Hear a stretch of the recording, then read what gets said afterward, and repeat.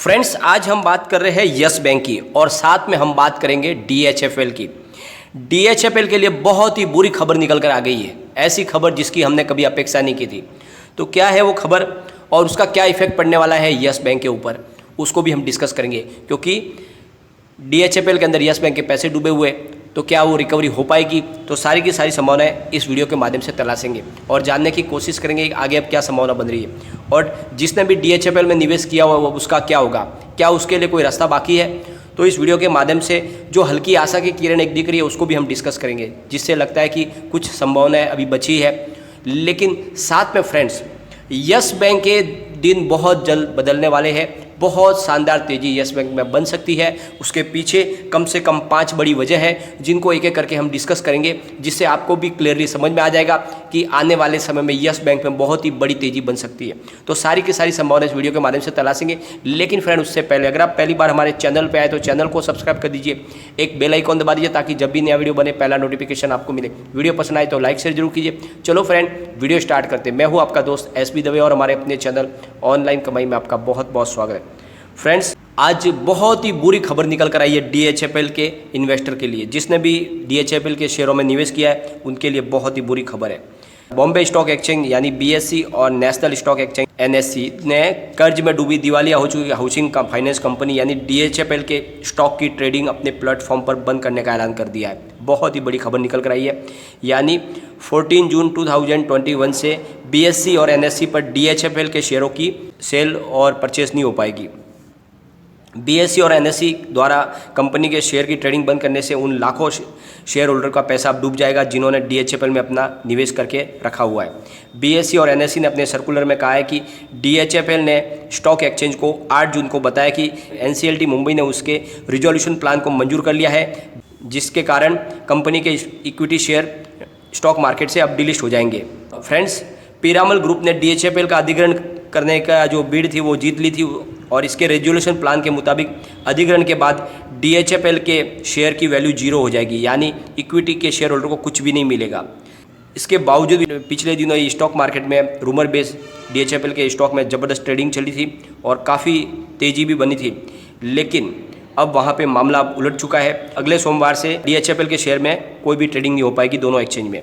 Friday को company के share में 10% का लोअर सर्किट लग गया था और 16.70 पर प्राइस आ गई थी।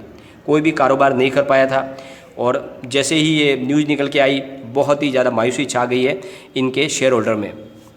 दिवालिया कानून के तहत रिजोल्यूशन प्रक्रिया के दौरान यूनियन बैंक ऑफ इंडिया की अगुवाई वाले कर्जदाताओं ने DHFL के अधिग्रहण के लिए पीरामल ग्रुप की बोली का समर्थन किया था और पीरामल ग्रुप ने DHFL के अधिग्रहण के लिए 37,250 करोड़ की अधिकतम बोली पेश की थी।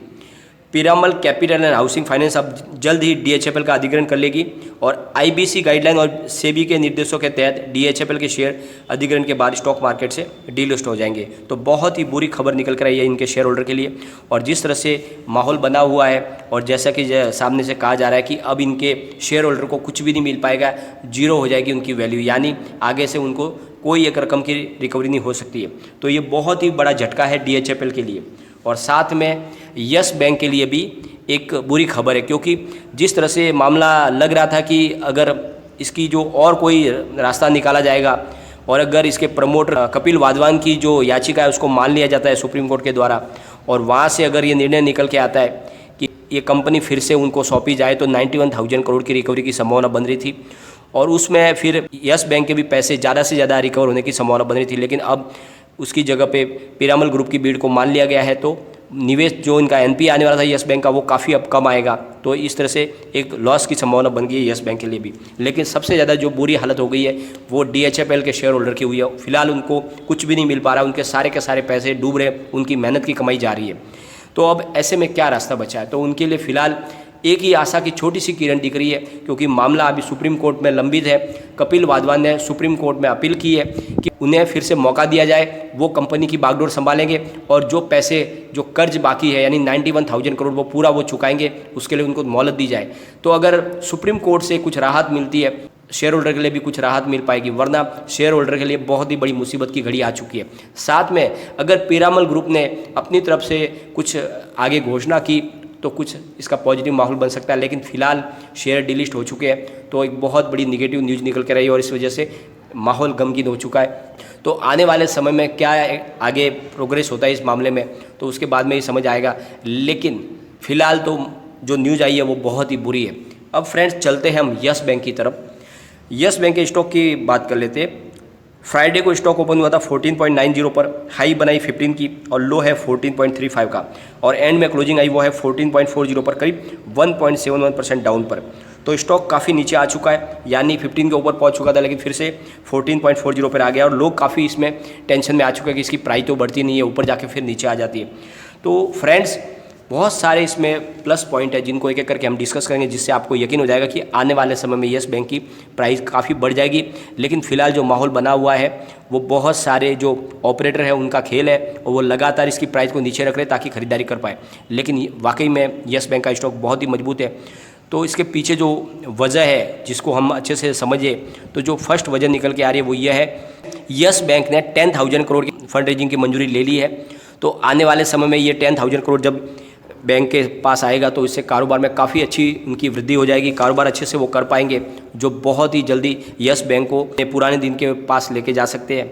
सेकंड जो है, इनकी एनपीए की फास्ट रिकवरी हो रही है, जो समय से पहले टारगेट पूरा होने की पूरी संभावना है। यानी जिस तरह से इनके एनपीए की रिकवरी हो रही है लगातार, उससे ऐसा लग रहा है कि जो इन्होंने टारगेट सेट किया उससे पहले भी इनका गोल अचीव हो सकता है, जो एक बहुत ही अच्छी पॉजिटिव बात है। और तीसरी बात कि इन्होंने बहुत सारे बिजनेस टाइप किए, यानी अपने बिजनेस को फैलाने के लिए उन्होंने काफ़ी अलग अलग कंपनियों के साथ में बिजनेस टाइप किए, जिसके वजह से इनके कारोबार में काफ़ी वृद्धि हो रही है। क्योंकि बैंक का जो मुख्य बिजनेस वो ये है पैसे देने और पैसे लेने, यानी लोग एफडी करते हैं बैंक में और उसके बदले में उनको इंटरेस्ट देती है बैंक, और दूसरी तरफ फिर उन्हीं पैसों को बैंक फिर से लोन के रूप में दूसरों को दे देते हैं, वहाँ से जो इंटरेस्ट मिलता है उसके ऊपर बैंक का कारोबार चलता है। लेकिन यस बैंक ने इसके अलावा भी बहुत सारे बिजनेस में अपनी एंट्री कर ली है, चाहे वो इंश्योरेंस का बिजनेस हो, चाहे वो फाइनेंस का बिजनेस हो। तो बहुत सारे अलग अलग बिजनेस में उन्होंने एंट्री की है, जिससे उनके कारोबार में काफ़ी वृद्धि मुझे दिख रही है। तो आने वाले समय में उसका असर देखने को जरूर मिलेगा। साथ में सबसे बड़ी बात, जो फोर्थ इसका पॉइंट है पॉजिटिव, वो ये है कि एसबीआई और आरबीआई का पूरा दखल है यस बैंक के ऊपर। लगातार वो अपनी तरफ से गाइड कर रहे हैं इसके मैनेजमेंट को, और कोशिश कर रहे हैं कि किसी भी तरह से यस बैंक अपने पुराने प्रदर्शन के ऊपर लौट आए। तो इसलिए बहुत ज़्यादा मजबूत हो सकती है यस बैंक आने वाले समय में। और लास्ट जो पॉइंट है, सबसे बड़ा जो मेन मुख्य पॉइंट, देश की सबसे बड़ी बड़ी बैंकों ने यस बैंक में निवेश किया हुआ है, यानी बहुत सारी जो बड़ी बैंक है वो भी विश्वास करिए यस बैंक पे, इसलिए उन्होंने निवेश करके रखा हुआ है। इसका मतलब ये हुआ कि इसकी जो प्राइस है शेयर की वो काफ़ी कम है, इसी वजह से उन्होंने निवेश किया है, वरना वो अपना प्रॉफिट बुक कर सकते हैं। तो आने वाले समय इसकी प्राइस में बढ़ने की काफ़ी संभावना बनती है। और सबसे अंतिम जो बात है, अगर अनिल अंबानी की सारी मरी हुई कंपनियां भी अगर आग उगलने लग जाए, तो फिर यस बैंक तो कारोबार में काफ़ी अच्छा कर रही है, और उनके प्रदर्शन को देख के लग रहा है कि जब अनिल अंबानी की कंपनियां लगातार दौड़ रही है तो फिर यस बैंक के भी दिन पलटेंगे, और बहुत जल्द यस बैंक के अंदर भी शानदार ऐसा ही तेज़ी का माहौल बनेगा। पर थोड़ा सा आपको धैर्य रखना होगा, और मैंने आपको बार बार बोला है यस बैंक में आपके पैसे नहीं डूबेंगे, लेकिन बस आपको इतना करना होगा कि आपको यस बैंक के लिए नज़रिया थोड़ा लंबा रखना होगा। कम से कम 2 साल का आप निवेश का नजरिया रखें, तभी आपको प्रॉफिट मिल पाएगा, वरना ये छोटी बड़ी अप डाउन से आप घबरा के सिर्फ लॉस ही बुक करोगे। तो फ्रेंड्स सबसे बड़ी बात, फिलहाल DHFL के शेयर होल्डर के लिए बहुत ही बुरा दिन है, लेकिन आगे अब क्या अपडेट आते हैं उसके ऊपर हमारी नज़र रहेगी। लेकिन फ्रेंड, कोई भी इन्वेस्टमेंट करने से पहले अपने फाइनेंस एडवाइजर से एक बार एडवाइस ले ले, या अपना खुद का रिसर्च करें, क्योंकि मैंने वीडियो आपके एजुकेशनल पर्पज़ के लिए ही बनाया। वीडियो पसंद आए तो लाइक शेयर जरूर कीजिए और चैनल को सब्सक्राइब कर दीजिए। Thank you friend.